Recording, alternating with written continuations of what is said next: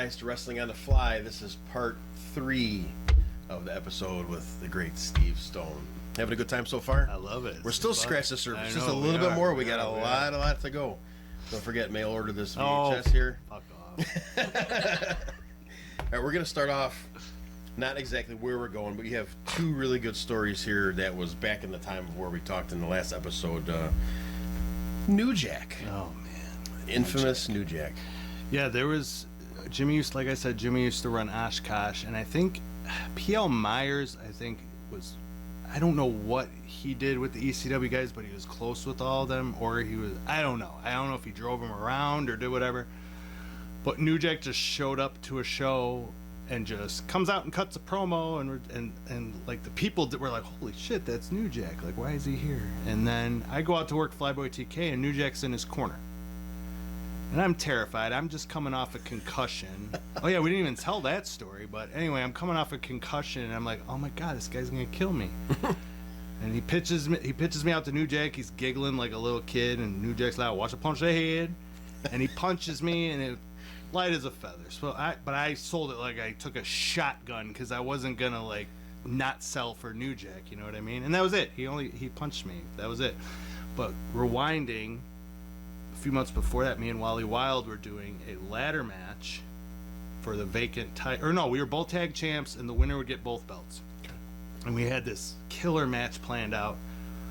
Second spot of the match, I go to the top of the ladder, do a front flip. There's 6 guys that are supposed to catch me. I just seen that picture a couple days ago. All 6 didn't catch me. Really? And I powerbombed myself and knocked myself out. I was seeing double for like a month. I had to go to the ER and everything. Yeah. I remember Flyboy having to call my mom and be like, he's okay.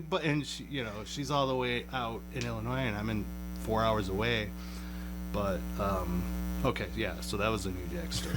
And he almost killed Johnny Kiss that night, because he didn't want him to announce something about New Jack, and he did it anyway. And you see New Jack trying to run after him, and he was scared to death. Yeah, could there be anything more terrifying than having New Jack run after you?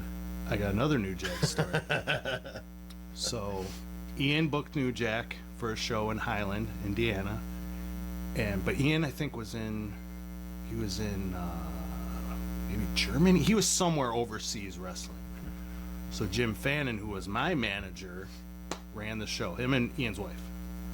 So he showed up, and there was these side doors that you'd come in through the parking lot, and he comes in with the guy who drove him, clearly intoxicated, and hey, how you doing? Like, all smiles, but walked by Jim. Jim lost his mind. Jim was like, I'm the one paying this motherfucker, and he's not even gonna say hi to me, whatever. I'm like, Jim, calm down. Do you know who that is? Jim is one of he has the biggest balls I've ever, like, as a manager, and just a guy who was never in the ring. Some of the biggest balls I've ever seen. He did not care who you were if you pissed him off. So Highland, you walk, there's the locker room, but then there's a kitchen on the side. So I decide I'm going in the kitchen. And all of a sudden I hear New Jack screaming, "You're gonna give me my money, motherfucker!" And Corp runs in, he's holding him back, and Jim's losing. "You didn't even introduce yourself to me, you fucking..." Wow. And I'm going away, because I am not getting, because he was my manager. I'm not getting brought into this. Yeah, you don't be associated with it. Holy crap. Yep. I'm like, get me out of here. But yeah, Jim just had some big balls. Probably still does. All right, now we travel to Ohio. Yeah, we mentioned before that is War Company. I've actually heard a lot about. Craig's told me about that. Yeah, they're still around. Said it's a really good. They're still around. Yeah. Good learning place for people to go to. It is, and big time. The guy who runs it is probably one of the most honest promoters you will work for. Doesn't bullshit you. Pays you what you ask for. Pays you respectfully. Like, he pays you what you're worth. But the crowd is just so easy, so fun. I've never made more money than I did than there, just bringing different gimmicks every time, shirts and all that stuff. But a lot of fun. Probably the most fun I had. That was the most fun of a place working, other than like Joliet for MSPW. And some names for that one are Elvis Elliott. Elvis Elliott, yes. He I met him early on. He trained with Danny Daniels, and him and a few of the other War guys. They all were trained by Al Snow. So he was an Al Snow That's guy. right. He's Ohio guy. Yeah, he's Lima, Ohio. Yep. Yeah, right. That's where they run at, or Liz Lima. But he had a cool look. He had the crazy hair and all that, and he had the crazy eyes. He looked like the devil, and he started doing that gimmick. But so there was a match. They put me and him in a feud, and I think Austin and Rock had just happened, where Austin turned. No, it was a couple years before. Well, Austin did the heel thing where he hit the Rock with like 10 chair shots and then pinned him and then turned heel. He wanted to do that. Oh God. And I'm like, what? He goes, yeah, I want you to hit me with like 6 chair shots and then you can pin me. And I said, are you sure? And he said, yeah. But mind you, these were not regular chairs. They were the real thick ones with the lip that's like that. Yeah. So first one, second one, and then the third one, he's just bleeding all over the place. So yeah, Nick, I did end up hurting someone else with a chair. And also Craig told me I got to tell that story with me hurting him with a chair. So I'll tell that later too. But so I get to the back and Danny is furious at me, just screaming at me, you dumb motherfucker, why would you? I said, Danny, he wanted me to do it. He said, what? I said, that was what he wanted to do. And Danny went and found out. And he's like, oh, I'm sorry I yelled at you. And he had to go to the hospital and get like staples in his head. And I felt really bad, but it's like he wanted to do it. I mean, he was fun to work with. It was just, he was like one of the overthinkers. Like a try too hard kind of a. No, it was more, why would I do this? Why would I lose? I gotcha. Type of shit. But I always liked him. He was fun. Ryan Boz. He's wrestled around here too, right? Oh yeah, he's an LWF, one of the LWF guys. He is another one of the funniest guys I ever traveled with. He was great. It was always me, him, and Danny. Daniel's usually going to Ian's when they were at Clarksville, but I worked with him a few times. I tagged with him a few times. Never had an issue. Like I know a lot of guys had issues with him being too stiff or whatever, but maybe it was just because we were both stiff together. We didn't care, but always fun to ride with. Always, yeah. I don't think I've ever had a. I remember when me and Ian had heat. I think him and Brad were told to hurt me in a cage match, and I respected him enough where he didn't do it. He kind of took me aside. He's like, you gotta act like I did, okay? Like we did the spike pile driver deal, and I kind of act like, yeah, it was weird. At that time in IWA, I was so paranoid and so like worried someone was gonna hurt me or someone was gonna, I didn't even enjoy going there. And especially in that kind of environment, you never know what's coming. No shit, it was pretty bad, and Ian wasn't there, so that was the same New Jack show. Yeah, where Ian wasn't there. Apollo Star. Poison Apollo. Him and his tag partner. Oh my God, why am I forgetting his name? Drew Robertson, I think. Is that his name? Yeah, Drew. Yeah, I don't have a Drew on it. Me and Jay from the Void Effect, we did a strap match with them. Just beat the living shit out of each other. And I never liked strap matches, but because we beat the shit out of each other, I actually got over. And then they turned me babyface that night, so then I didn't work with them anymore. But they were fun to hang out with. We always partied with them too. They're, both very good in the ring. I think I know you said Apollo, but Drew worked for HWA a bunch. Oh, Les Thatcher, Harlan? Yeah. Okay. Brian Ireland? Brian Ireland was another Al Snow guy.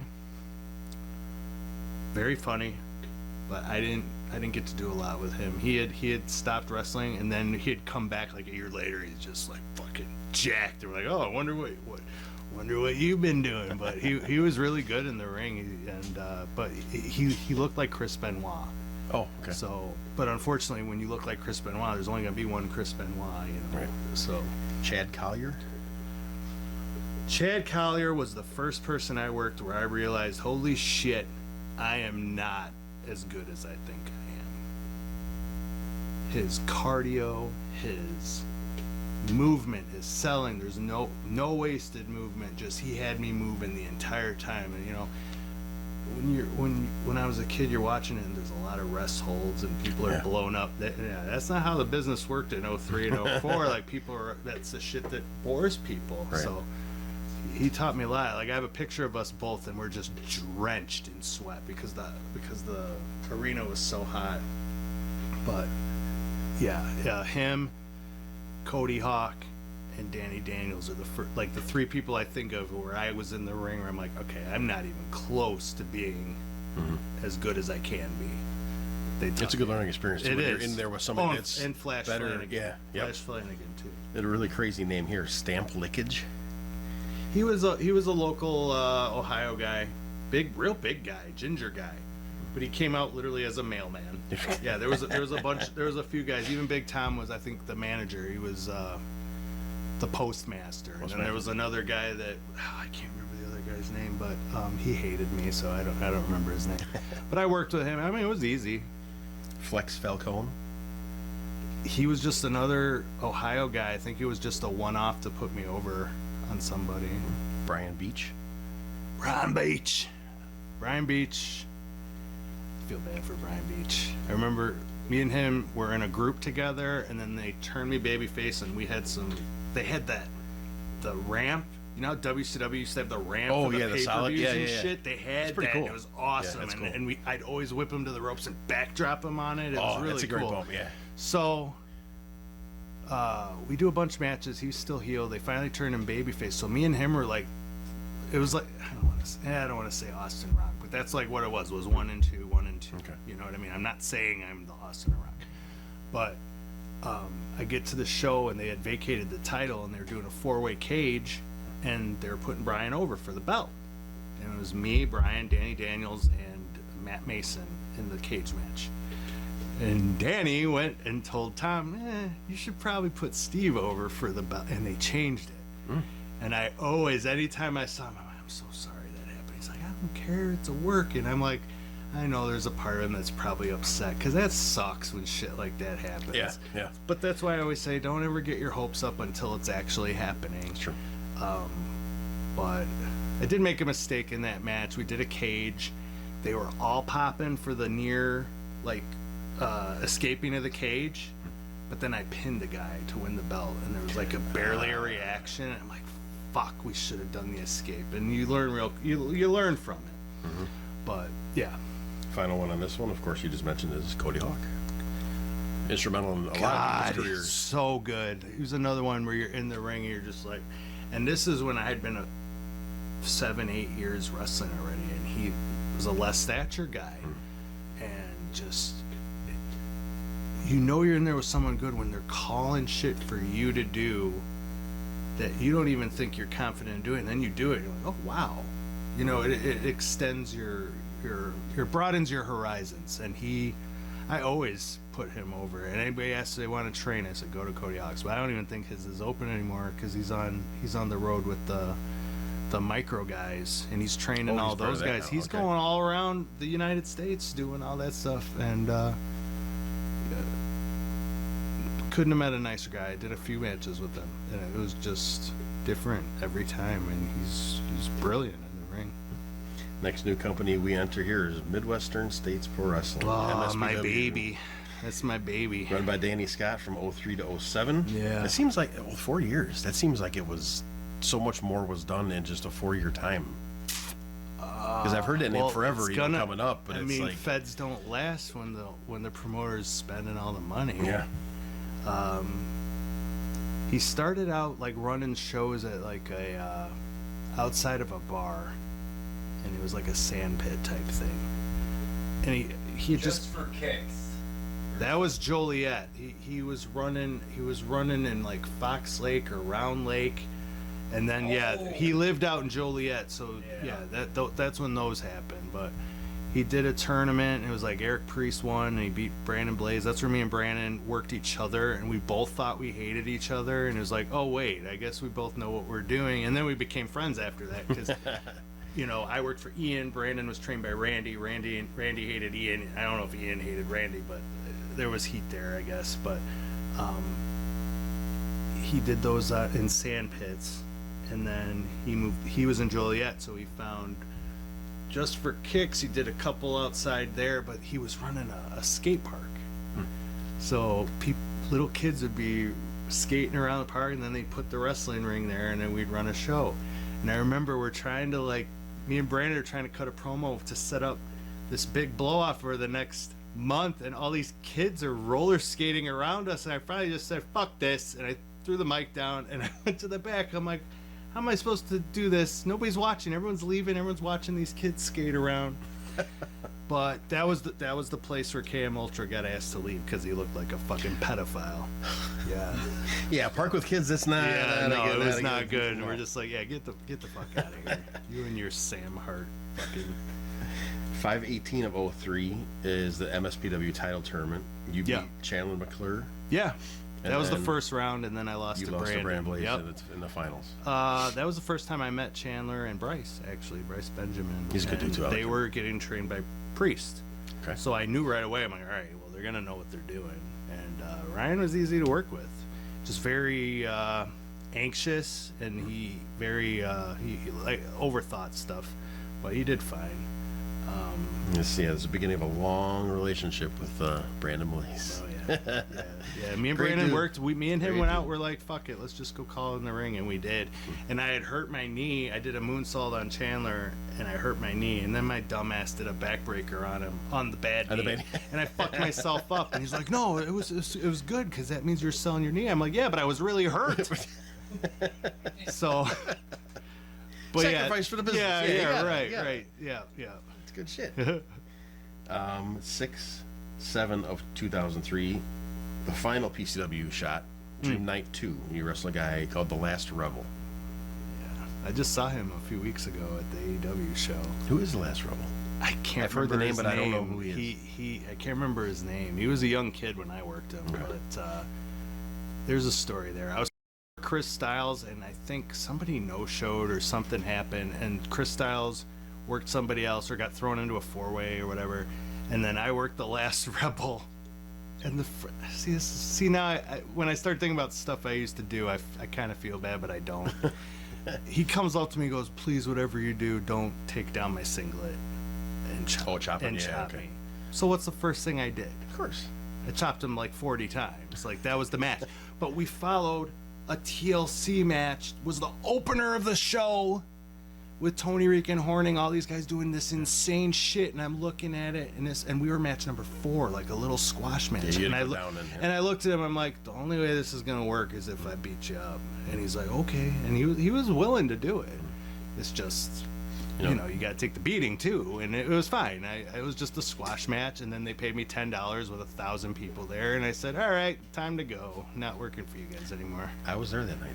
Yeah? In the crowd. Oh. That's just before I started wrestling. That's the first time I saw you work. All right. I remember hearing the Pantera coming out. Yeah. Who's this? I see you walking out with a leather jacket on. He had the Danzig on. I'm like, oh, yeah. I think I like this guy. This guy's fucking cool. So that's the very first time I saw you work. So, yeah, I was at that show. Yeah, I don't like this guy from there. Other MSPW wrestlers, they got a little thing there. Oh, yeah. AM Vision. Who is actually part of a team you're going to be with later? With Zero. They were the team Supremacy in Windy City. Squad. Yeah. I like them as a team. He worked for Blitz, and he wanted to be on the booking team and stuff, and he just a lot of his shit didn't make sense. And him and Jay were the Void Effect for years, and Jay ended up turning on him. And they built this big feud, and the blow off is a cage match. What'd they do to open the match? They locked up. And Jerry Lynn's standing by me. So I didn't want to blow up if I was wrong. And I said, Jerry, did you see that? He goes, yeah. He's like, that. What are they doing? I said, all right. So and man, it wasn't my place to tell him. When you're talking to other veterans, you know, some of them, I don't know. I guess I thought I was overstepping my boundary, but I think he didn't like me for that reason. It's a hard spot to be in, though, too. If you do see something, you feel like you almost have to say something. But I did. I was like, why the fuck are they locking up? This is a blood feud. What the fuck? Well, at least I think I felt better that I knew that a legend like told me, oh no, that's messed up. It validates your own theories, and for sure, Bailey Maddox. Pass. No, we were really good friends when he came over from LWF to PCW. And I would go to his house, we'd hang out, all this stuff, but then the weirdness started.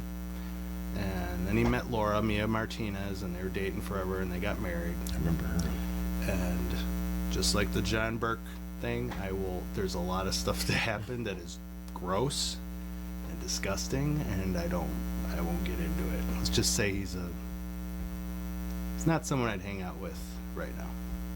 Black Dagger.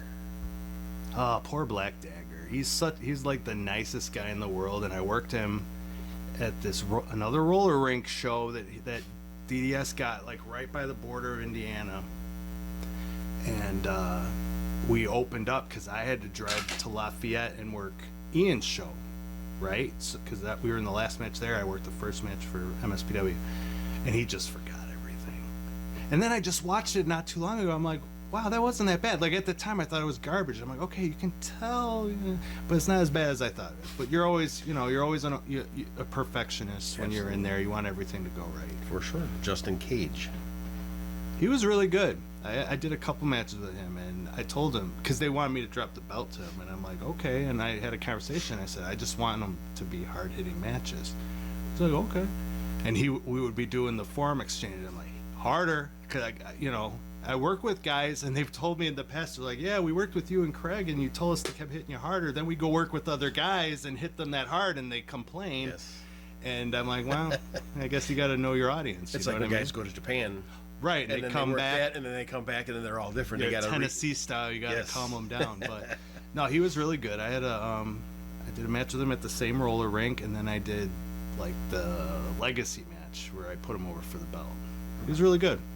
I just saw him not too long ago. Jason Rain, another old Windy City guy. He was one of the ones that him and Vic Capri, their matches were what was like, oh shit, I could do this, because they were so good. And then when I worked for Brian Zenner, actually, you said Valak. I worked for Brian Zenner before that when he was MCW, because Ronnie Vegas was booking. And I worked Dave Storm on one of the shows. That's the show where Public Enemy told me to do the skinhead thing. Jason and Vic had a ladder match that was just awesome, and they were doing it everywhere. And I think it might have been after that, or maybe a show after, is when Jason and Vic smartened Zenner up. Was like, yeah, maybe have us book, or maybe not use Ronnie anymore, because Ronnie was bringing in older guys that were not. I mean, like Brian Costello, old job. Oh yeah, Bobo Brazil Jr. Guys that aren't going to do much. Yeah, like, him and Bobo have had a feud for 25 years. And that's the running rib, wearing the shirt that says street fight in a street fight. It's like, I'm not going to go murder someone and wear a shirt that says murder on it. You know what I mean? But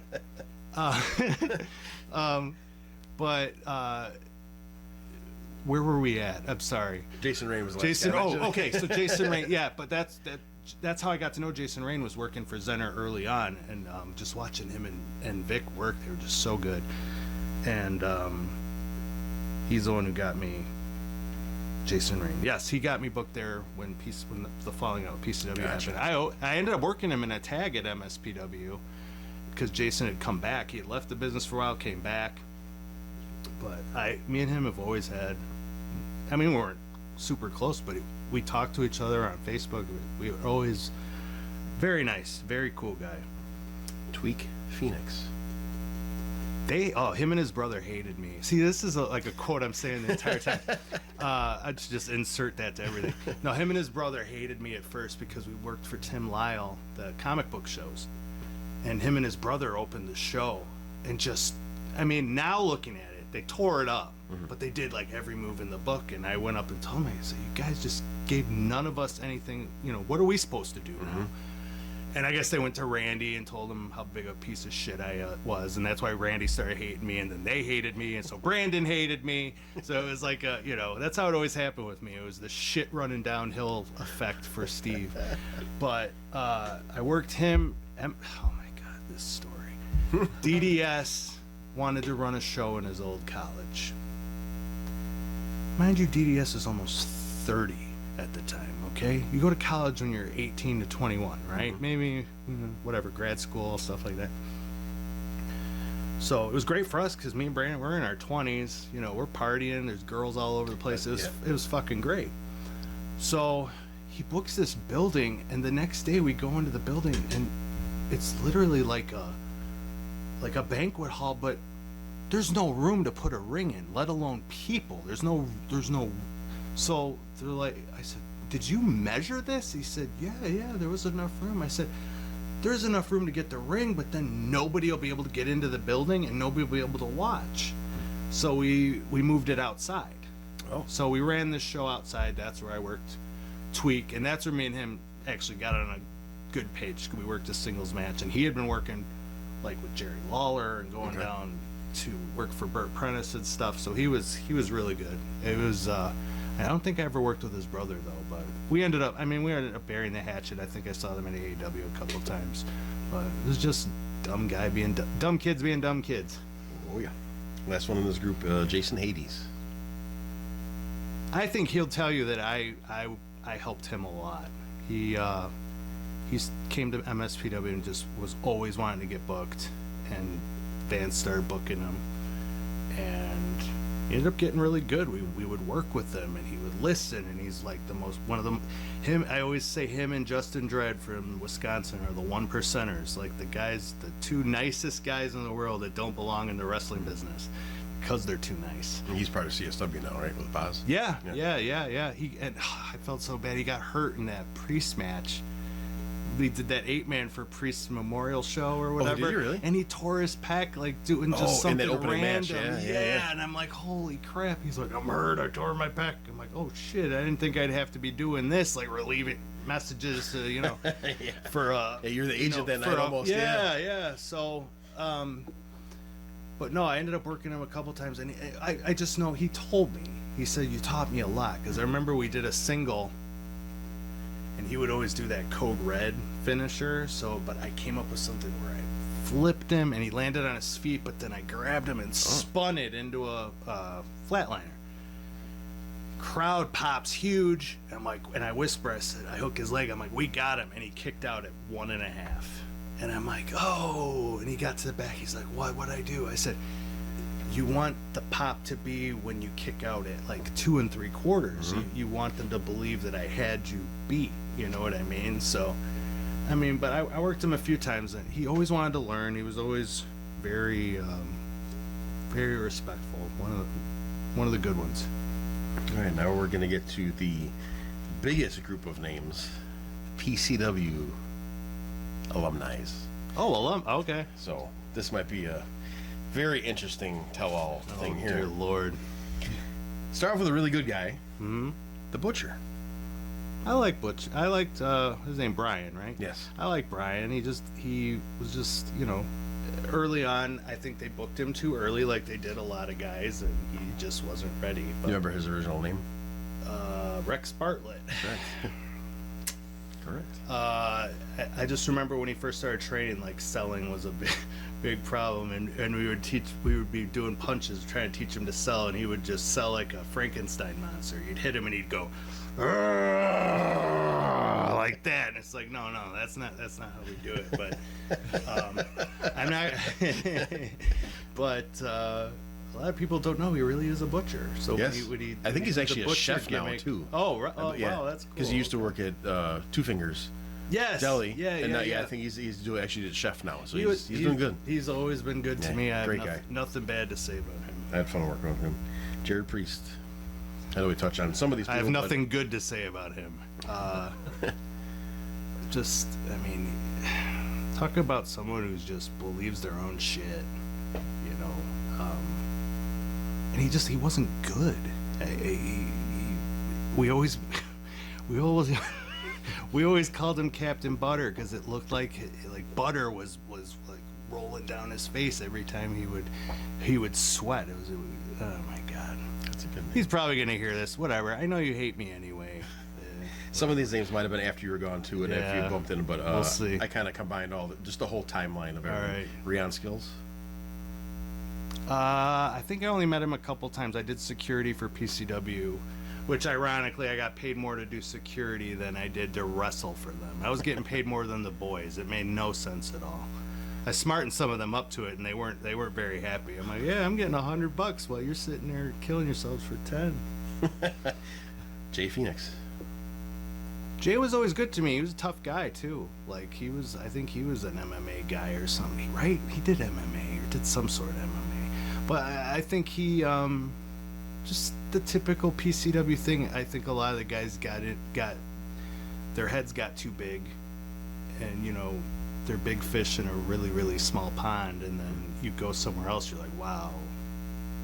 Like I did. I had my eyes open. It's like, wow, this is not how the business is. It's really different when you go somewhere else. But no, Jay was always nice to me.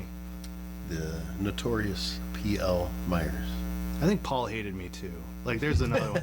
Paul never liked me either. 'Cause I would always bust his chops. He was always nice to me, but we did I can't believe we forgot this match. We did a show in my hometown of Highwood, and I sold like 100 tickets, and it was me and Flyboy TK.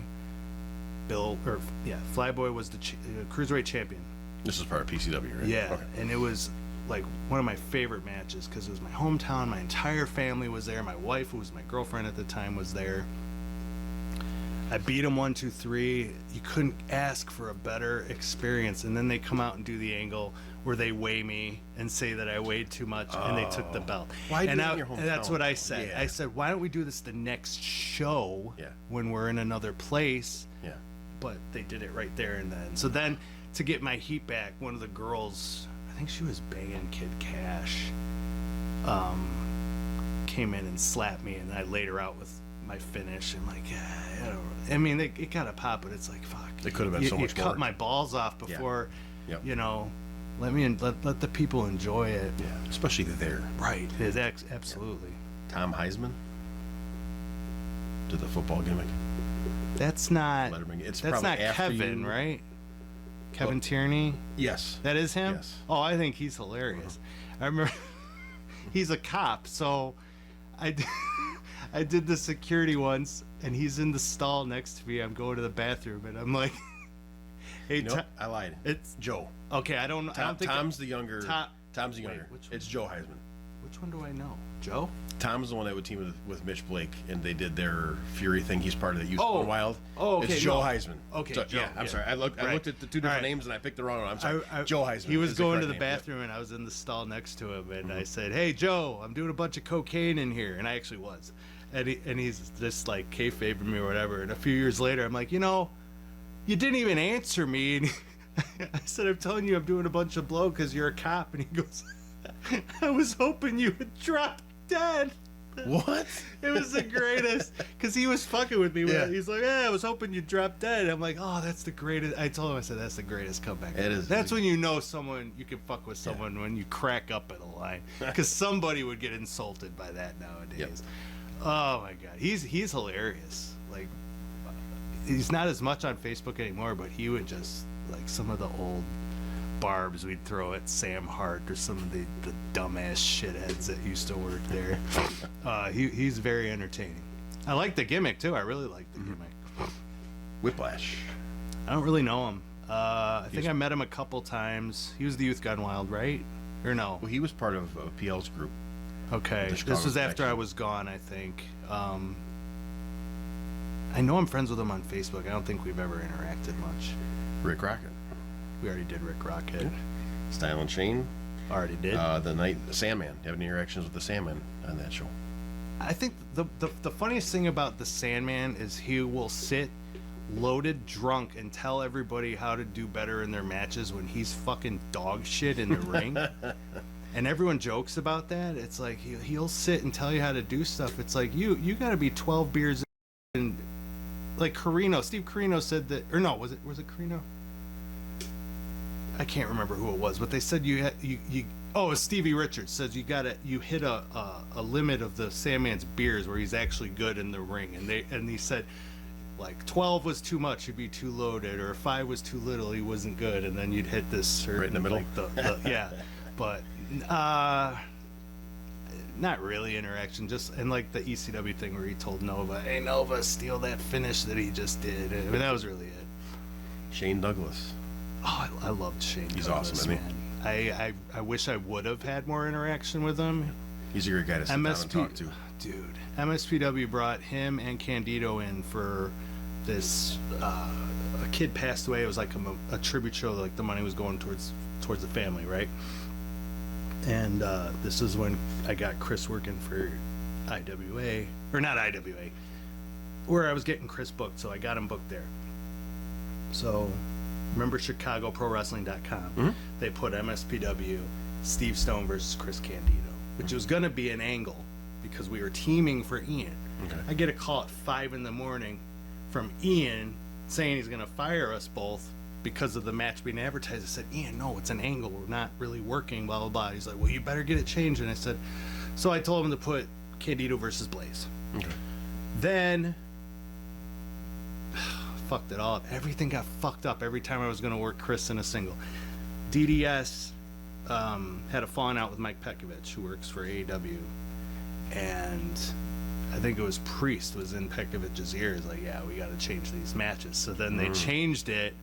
And it was Eric Priest, Marco Cordova, and Danny Dominion, who hadn't even like wrestled in a few years, against Shane Douglas, Chris Candido, and DDS. It was supposed to be me, Brandon, and Priest, or against them three. Okay. So yeah, that sucked. But I don't remember who you asked me about. Shane. Oh, Shane. Yeah. So yeah, I was really looking forward to actually working with him. And then Ian was going to bring him in a couple times. I always fell through, but I did do that PCW show with him.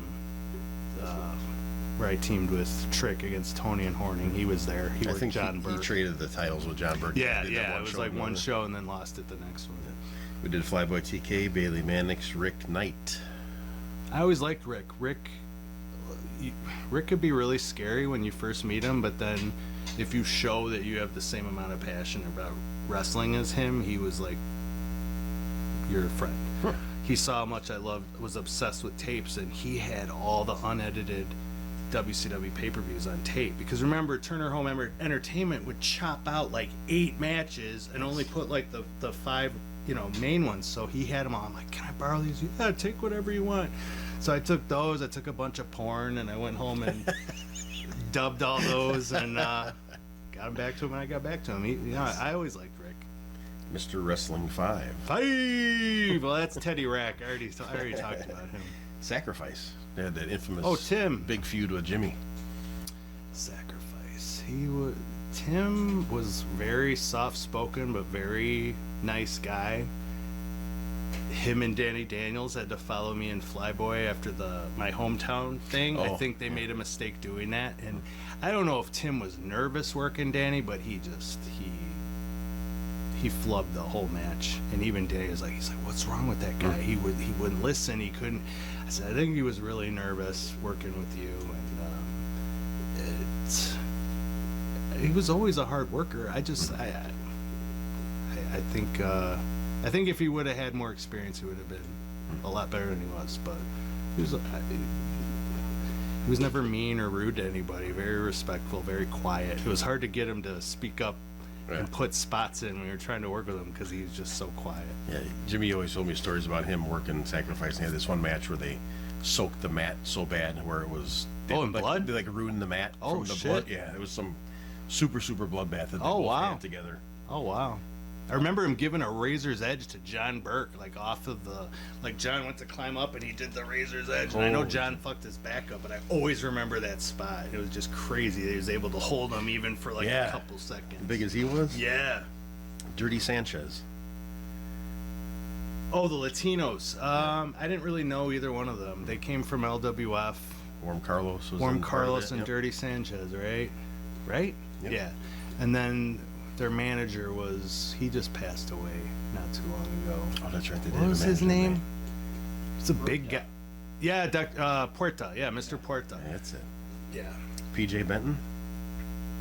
That's the kid, right? There's a couple of them. Wait. There's a Weston Benton also. Okay, PJ Benton he started training. He came with his dad all the time and would train in the ring, and his dad would watch us, and it's like he got off on watching us beat up his kid. Like he would laugh. He's just sitting there laughing. We weren't beating him up, but we were being like stiff with him or whatever. But yeah, and then Weston was his partner. He was the one who was like really good shape, right? But really short. Yeah. Okay. Yeah, I mean, he might have gotten arrogant after he was. I mean, after I was gone, but I never dealt with any arrogance like that. I believe the Dream Night 2 that you had the match on with the Last Rebel. Yeah. The Road Warriors were there for part of that, right? Here's what I want to say to anyone listening to this who gets embarrassed about asking people for pictures. Just fucking do it. Like when I broke in, that was a no-no. Like Sonny told us, right. Don't be a mark.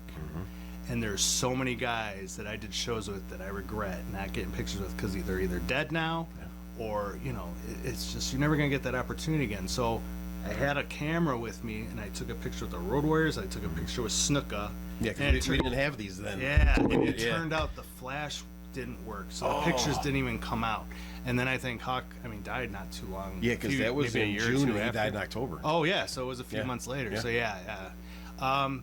Hawk is the one who told me, because during that Midwest title match, I took the SEMA move from DDS and thought I shit my pants. And I get to the back, and they're like, and Hawk put over the match. I'm like, wow, you watched it? And he was really nice about it. And I said, I think I shit myself. And he's like, you ain't been in the business if you haven't shit yourself once or twice. And it's like, all right, well, if he's telling me, that's cool. But then this still pisses me off. So Slam booked Road Warrior Animal in the warehouse that they were. Yeah, I remember that warehouse. I Yeah, remember me and my wife were just we had got some bug and we were sitting there dying on our bed, and I get a text from Buddha. You want to work with Road Warrior Animal? I'm like, oh fuck yeah, right? yeah. How do you not pass that? Find out it's a 6-man tag, right? So it was me, former AWA guy Johnny Stewart, who's like a used car salesman now, or The whatever, if he illustrious Johnny still is. Stewart, yeah. And the great Malenko, do you remember him? Yeah, Malachi. Yeah, Malachi, Yep. that's what it is. He turned it to Malachi. It used to be Malenko. And then it was Animal, Buddha, and Nikki Sixx. Okay. So I'm all excited. I get to the show. Malachi's already put all of the spots in with Animal. So me and Johnny Stewart, and Johnny's probably already worked with him. Me, I didn't get to do shit with him. So the whole match is us just taking heat on Nikki Sixx. And I went, I'm like, fuck it, I'm going for broke. And I just go club Animal like in the chest. And he just looks at me like with a smirk. And I'm like, God damn it, come in the ring. I'm like trying to get him to come out. Yeah, because you want to have some kind bumps. of interaction. And yep. you know, Malachi took the power slam, and I think they did the Road Warrior gimmick on him. Oh man, I was so mad. And then we get to the back, he's like, "Oh, I wish we would have gotten in there more." I'm like, "God damn, you could have brought me in there more." But I did get a picture with him after that match, and I had him sign it. Like I saw him maybe a year or two later. I got him to sign it, but he was cool. Yeah, he was. It was cool listening to him talk about his kid. Oh yeah, my kid's playing. I think it was like high school football at the time. And then you see that he turned into like a superstar. Yeah, he's retired already. Yeah, I know. Years already. Imagine that. Eric West. Another guy who always talked shit about me when I wasn't there. Like always told everyone he was tougher than me, and then we'd get in the ring. I'm like, let's get in there and work out. And he just, what happened to him? Like he would just sit in the ring and just chop everybody, and then like everyone was afraid to fight back, and then he just disappeared. He was never around again. He like came from Georgia or something. Yeah, I think he's back in that state again because he's actually hit me up for some of his footage. Oh, okay. Mark Madison. I liked Mark. Mark's got the super sperm, doesn't he? Doesn't he have like 14 kids or something? He's got like 8 kids, doesn't he? I don't know. Mark was always cool. He reached out not too long ago just to say hi, and no, me and him were always cool. I was like Mark. Mr. PCW. Who's that? Master J. Oh, okay. We already talked about Master J. I do remember him wearing the PCW hood, though. Yeah. I do remember that. Egotistico Fantastico. I hated Rob when I first met him, and but he will tell you that he was a backyarder with a big mouth. And I remember one specific show. I was on 8th, he was on 2nd, and I was beating Rick Rocket with the moonsault.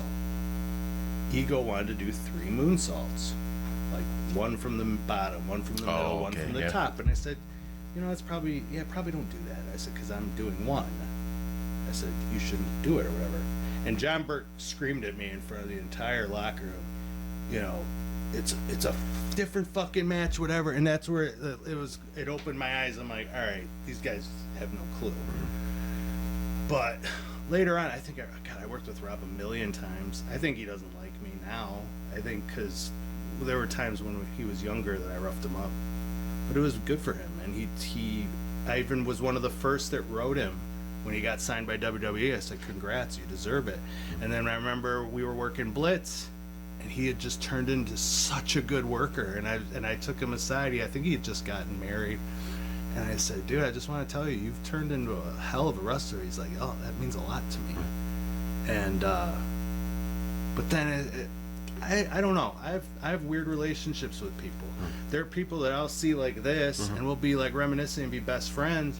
And then you go to like friend request them, and then they ignore you. And I'm like, and I look at all their mutual friends. I'm like, God, man. And I always say, God, did I piss everybody off this month?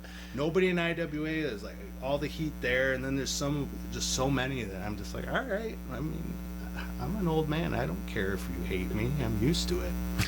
But I think Rob turned into a hell of a wrestler. He's a promoter now. Like, still looks good. Working AEW, did all the shit for WWE. I think he did a great job.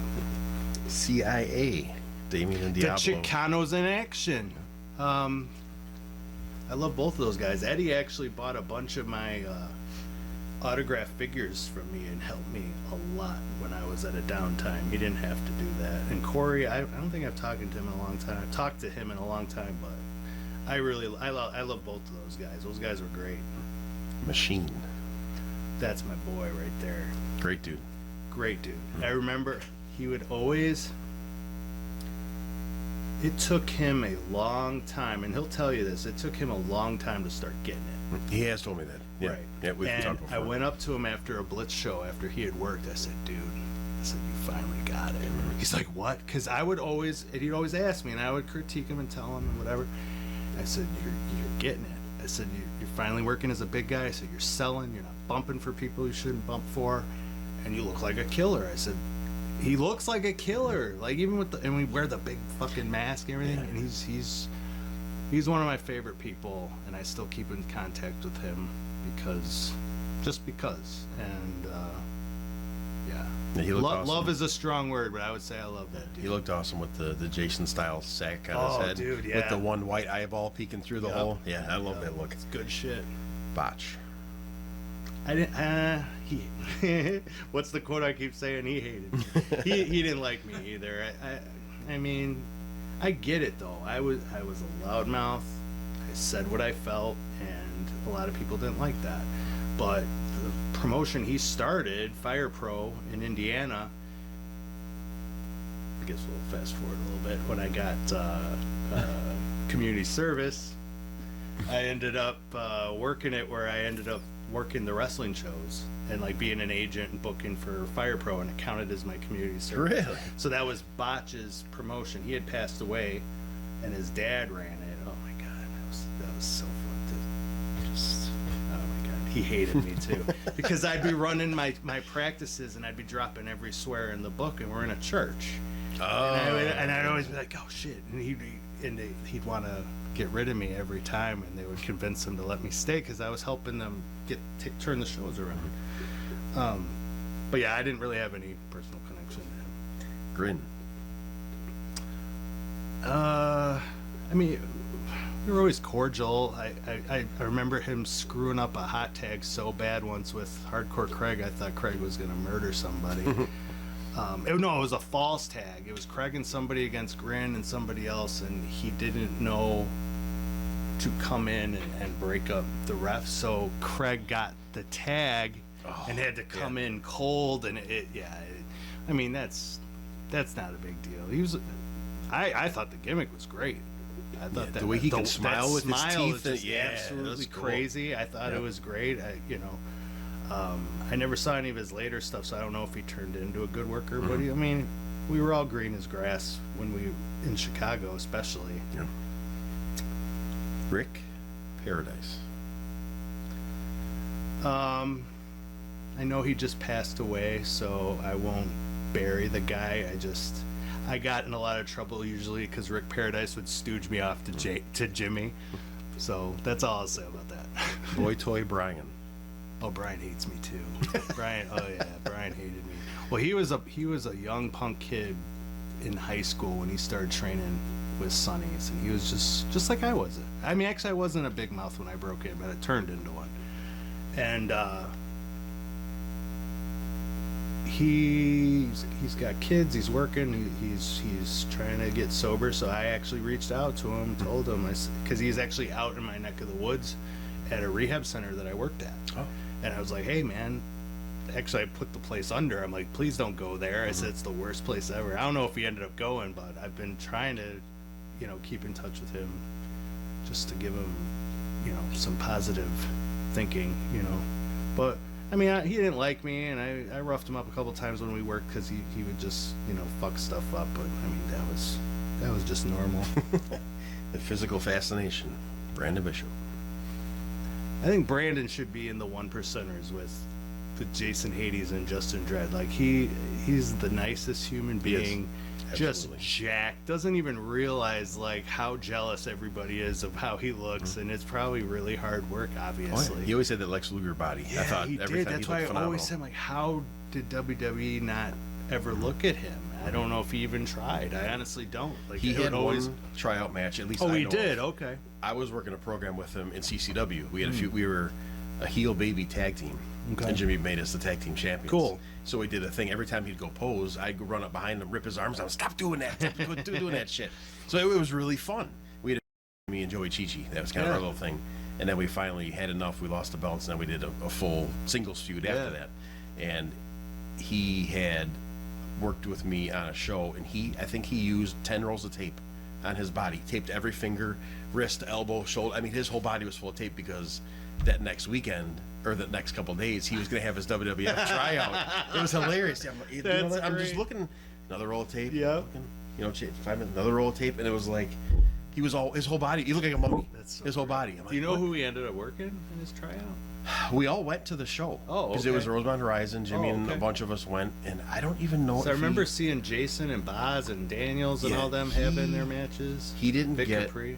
I don't think he got a dark match. Oh, okay. So he might have just got booked and something like maybe security or something. Working for the agents or the boys. You know how they just have the tryout matches or whatever before, and then I don't think anything ever. In front of all the boys and the agents. Yeah, I don't think anything ever happened, and I'm surprised nothing came of it. Which I don't understand. He's got the look that they want.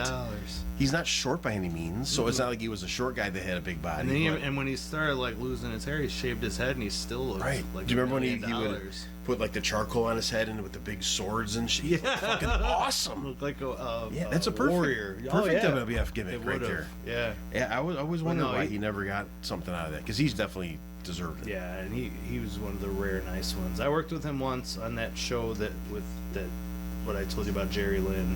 Actually, I didn't say it yet on this show, but I got one singles match with him. It was fun. Yeah, he's real fun to work with. He's a good guy. Lethal Lee. I helped get him booked all over the place. He was one of Nomad's guys who ran in Kenosha, and I thought he had a cool look, and it was all the tattoos and everything. Mm-hmm. And I know he worked for Carmine a little bit, and I think his ex-wife got him a bunch of heat because she threw like beer on Punk or something, and they're like, "Oh, the fuck is this?" And, that's my wife. And, that sucks. That's where I went. Where we're going back about smartening up your wives and girlfriends. You either don't fucking bring them or you smarten them up. And but I love Lee. He's another one. Got sober, and we've all had our issues and everything. I think he's out in Vegas now, right? Yeah, I think so. He's looking jacked to the gills. He always looks good. I was always jealous of that, but another metalhead guy. He was one of my closest friends. That sucks that we got set apart. But I mean, shit, it happens. Life happens. Safari's too early. I really liked that gimmick. I thought it was a perfect gimmick for the kids. Remember, he used to carry the little monkey. Yeah, and I remember seeing kids dressed up as him and stuff. I'm like, wow, this could be money. And then I think Danny took over AEW, and I think a lot of those PCW guys kind of got pushed out.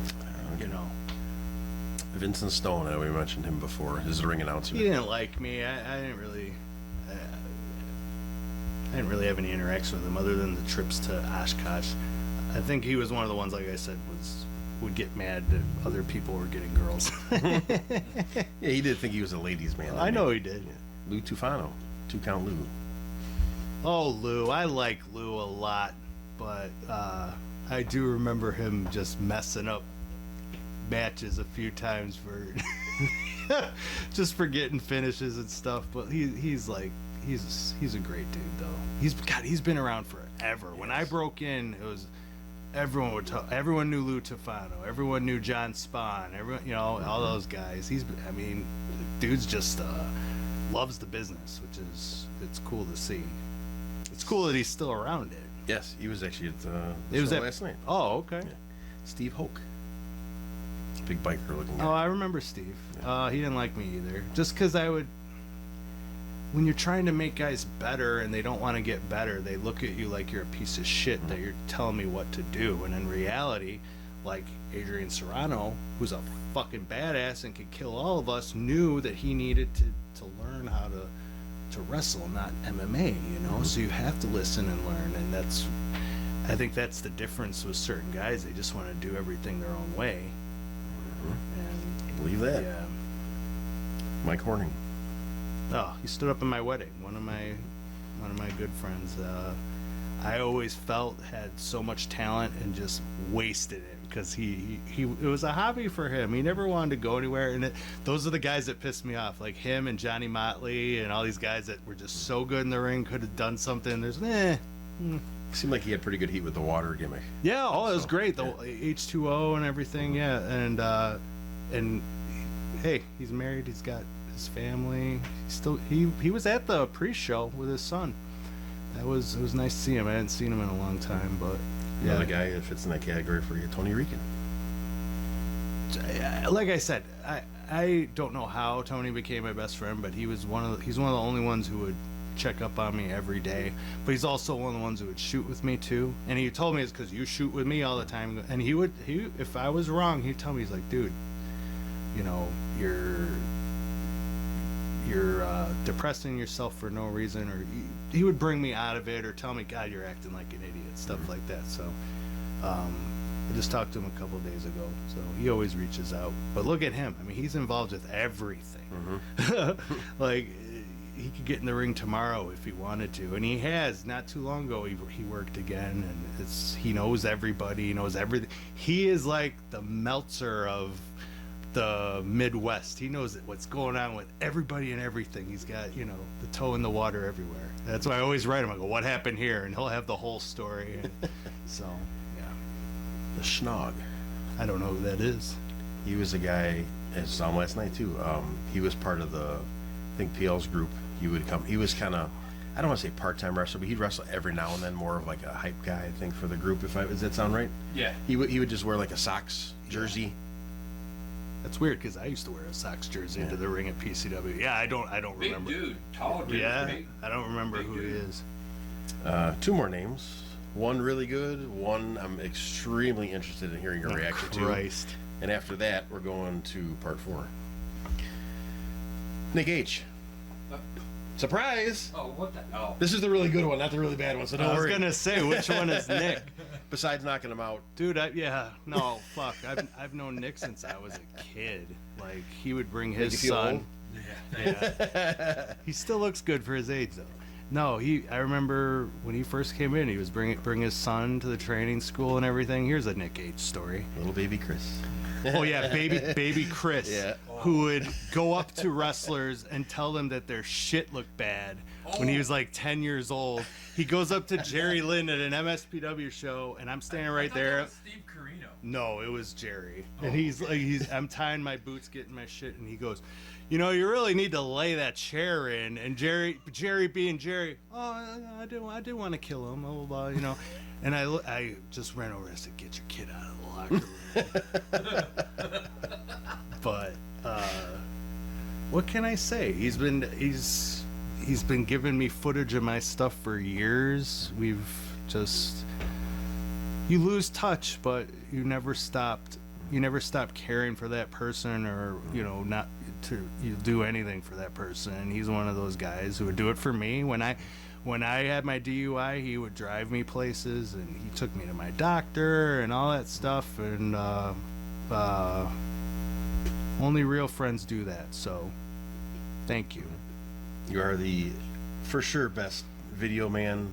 Now he is. When he started, it was fucking terrible, and he knew it, and it was hilarious. But no, now, oh my God, night and day, man. And I couldn't pick a better guy to do this project with, and it's been I had a feeling when you asked him, like, okay, Nick's got to be involved some way. You were probably one of the very first, probably between you and Russ Boggs, the first friend that I got when I got in this business. So cousin Russ, that's my cousin. Yes. The final name on this, before we go to part 4, I'm very interested because of things that he's done in his career and later. You have an idea? I don't. Tony Scarpone. Oh, wow. That's... Me and Tony have had a love-hate relationship forever. When he was working for LWF, we all saw that he wanted to be a wrestler, and they brought him over to PCW. And then, did he become an investor? I don't remember. But I don't think PCW. No. Okay, I know he wrestled there. He wrestled there. I don't. But then I think he broke off, and then he with the guys and started AAW. Every time I see Tony, big hugs. We always reminisce, but I always got in trouble with him because we both are pretty much the same type of person, very hard-headed.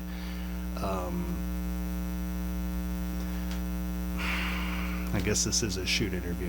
When I was having my serious drug problems, I went to a show with Ashton Vittan, who was a rookie that was training with Scarpone and Ego and stuff. And he called Tony that night and said he was terrified because I was so fucked up. He thought I was gonna die. He was scared, right?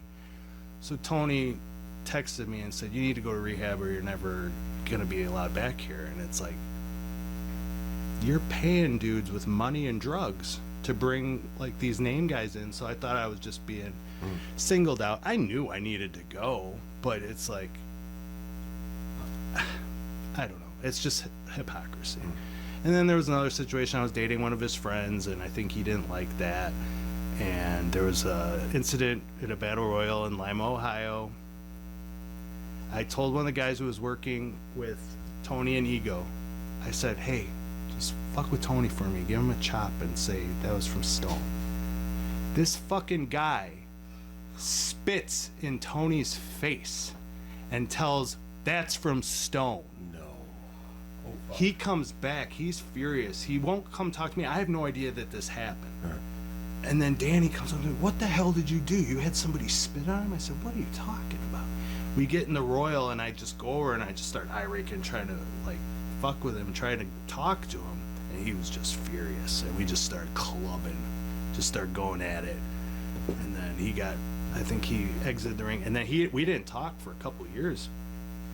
And then I saw him at a Dave Hero show, and he just looked at me and goes, can we cut this bullshit? And I said, "Yeah, absolutely." I said, I never told the guy to spit on you. And I said, and I fucking hated that guy since then because it was such bullshit. And then me and Rican and Toby Hope were booking for Blitz, so we booked a lot of those shows forever. I mean, I wrestled there, and then when I had to stop, I was booking.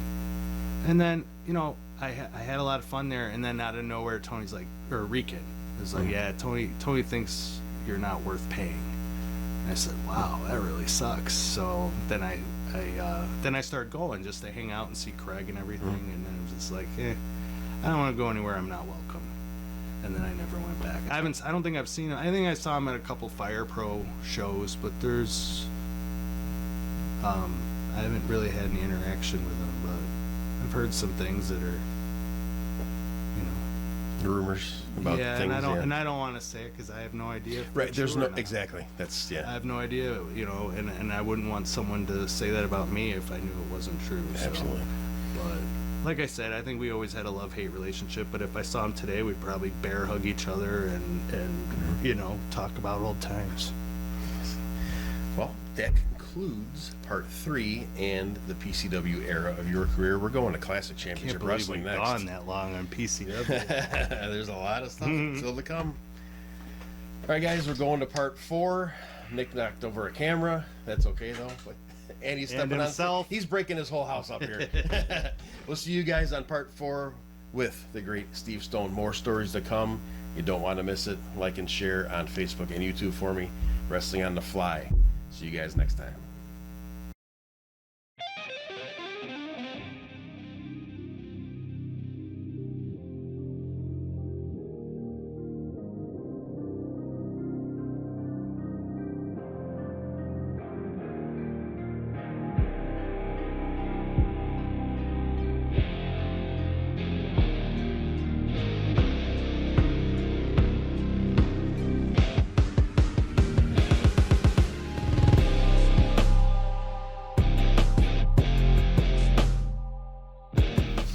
Just a legend. How about a character too? A legend, Yeah. and I remember seeing him for the first time at one of Carmine's deathmatch tournaments. I'm like, wow, this guy's wild. Who is this guy?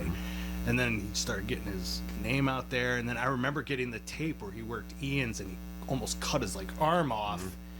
And I just remember it being sick. But and then like a year later is when he got the job with WWE, and he's like, hey, called me. He's like, I need you to book 10 guys to do security for Raw on Monday. I'm like, holy shit. So I was at an NWA Wisconsin show. So my mistake was I picked guys that were there. If I could redo it, I would pick guys that I trusted. Gotcha. Because there were guys that I got booked that I wouldn't fucking piss on if they were on fire right now. And but that was fun. He was the reason I got my first WWE extra thing. He was very giving. He took all my shit. It's the one and only time I fucked up the moonsault. It landed right on my face, and I it's on Botchamania. I'm like, this is ridiculous. How do I screw it? I don't think I was so nervous and so anxiety driven because of him beating me up so badly. You're ready to think about something's coming. He goes to shoot me off. He said he's gonna do a backdrop, but instead of doing a backdrop, he went to do a flapjack. So I'm already in the air, and I went down on my head. I don't know how I survived it, honestly. And I just get up, I no soul, we just start beating the living piss out of him.